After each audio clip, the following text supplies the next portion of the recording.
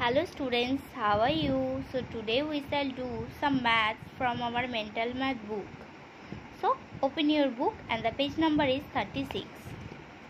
Here it is. This is the page number 36. দেখো আজ আমরা ওয়ার্কশিট নাম্বার 36 করব, তাই তো? এখানে কি করতে হবে, কি লেখা আছে চলো পড়ি।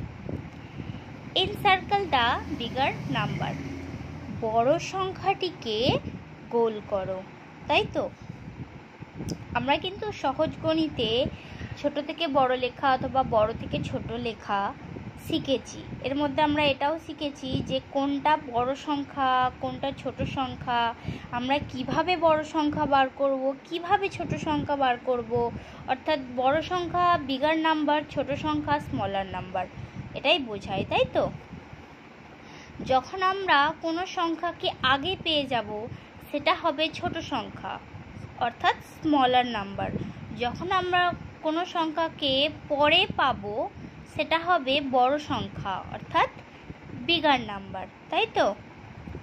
আমরা 1 থেকে 10 কাউন্ট করি। দেখো আমরা কোন সংখ্যাটা আগে পাবো, অর্থাৎ 6 একটা বক্সে আছে এবং 8 আরেকটি বক্সে আছে, তাই তো? আমরা 6 আর 8 এর মধ্যে কোন সংখ্যাটি আগে পাবো সেটা আমরা দেখি। 1 2 3 4 5 6, দেখো আমরা কিন্তু 6 পেয়ে গেলাম। 7 8, আমরা কিন্তু 6 এর পরে 8 পেলাম, তাহলে আমরা 6 আগে পেয়ে গেলাম, তাই 6 ইজ আ স্মলার নাম্বার। আমরা 6 এর পরে 8 পেলাম, তাই 8 ইজ আ বিগার নাম্বার। তাহলে আমাদের কি করতে হবে, বিগার নাম্বারটিকে সার্কেল করতে হবে। আমরা 8 সার্কেল করে দিলাম।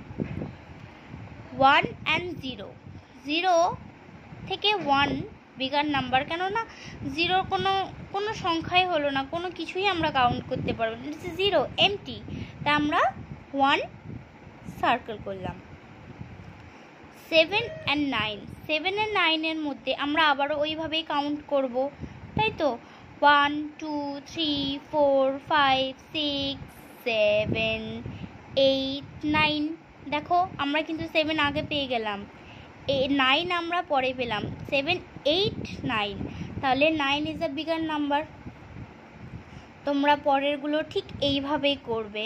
দেখো এটা আসি 10 and 11, তাই তো? আমরা কি কাউন্ট করব, 1 2 3 4 5 6 7 8 9 10 11, তাই তো? আমরা 10 আগে পেলাম, 11 10 এর পরে পেলাম, তাহলে আমরা পরের সংখ্যা বিগার নাম্বার, এটাই বুঝেছি। তাহলে আমরা 11কে সার্কেল করলাম।